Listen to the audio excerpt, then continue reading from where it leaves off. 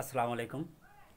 জিজিয়া কর, জিজিয়া করটা বোঝার জন্য আপনি বুঝতে হবে আমি যে যুগের জিজিয়া কর বলতেছি, যে যুগে জিজিয়া কর ছিল ওই যুগে এটা কোন অর্থে ব্যবহার করা হতো, কিভাবে ব্যবহার করা হতো।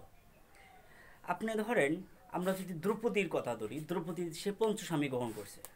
পঞ্চস্বামী গ্রহণ করছে এর মানে যে সে খুব খারাপ হয়েছে ব্যাপারটা তা না। আপনাকে বুঝতে হবে যে পঞ্চস্বামী যখন গ্রহণ করছে ওই সময়কার সমাজ ব্যবস্থাটা কেমন ছিল, এটাকে ঘৃণিত ছিল না এটা দেখা যেতে যে একদম নর্মাল একটা ব্যাপার ছিল, এটি নিয়ে আলোচনা করা যায় তাদের কাছে এটা মনেই হয় না গেছে, কারণ অ্যাভেলেবেল ঘটনা।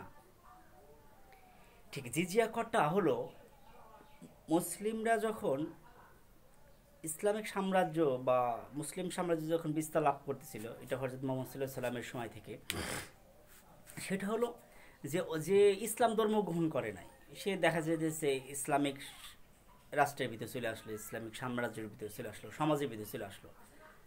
এখন তাহলে সে কেন ইসলাম ধর্মের জন্য যুদ্ধ করবে? আর ইসলামের যে যুদ্ধগুলো, এগুলো প্রধান উদ্দেশ্য ইসলাম ধর্ম প্রচার করা। শুধু তাই না, মুসলিমদের প্রত্যেকটা কাজ, মুসলিমদের প্রত্যেকটা কাজ, প্রত্যেকটা কর্ম এবং কি সে যা বলবে যা করবে তার প্রধান উদ্দেশ্য এবং একমাত্র উদ্দেশ্য থাকবে ইসলাম কি করা, ইসলামকে বিস্তার লাভ করা, আল্লাহকে রাজি খুশি করানো।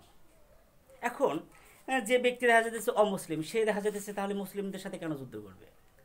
সে তখন তার সে বলবে না যে আরে ভাই আপনি দেখা যেতেছে যুদ্ধ করতেছেন, দেখা যেতেছে আপনার ধর্মের বিস্তার লাভ করার জন্য, এতে আমি কেন অংশগ্রহণ করব?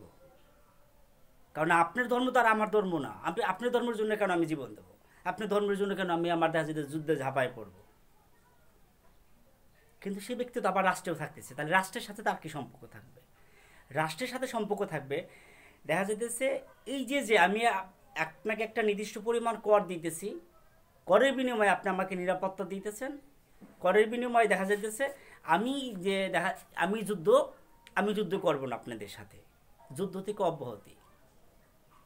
আবার অন্যদিকে প্রত্যেকটা মুসলমান দেখা যেতেছে উপর যুদ্ধ করাটা একেবারে বাধ্যতামূলক, এখানে অন্য কোনো দেখা যেতেছে গাইগুই করার কোনো নাই। আমি ওই যুগের কথা বলতেছি, এই যে না আমি শান্তিবাদী আমি হামতাম না, আপনি যদি মুসলমান হন আপনার উপর যুদ্ধ বাধ্যতামূলক।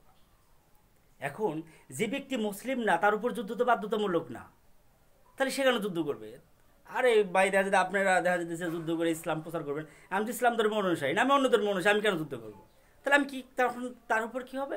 তখন তার উপর সে জিজিয়া করটা দেবে। জিজিয়া করটা দেওয়ার ভিতরে দিয়ে বোঝাইতেছে সে তোমাকে, তুমি জিজিয়া করটা দিতেছো মানে তুমি যুদ্ধ থেকে অব্যাহতি পাইতেছো, যুদ্ধের যে যে তোমার জীবন দিতে হবে এই জীবনটা দিতে হবে না, তোমার নিরাপত্তা রাষ্ট্র দিবে বা দেখা যাইতেছে ইসলামিক যে নীতি আছে সেই দেবে, বিনিময়ে তুমি জিজিয়া করটা দিতেছো তোমার জীবনের নিরাপত্তার জন্য।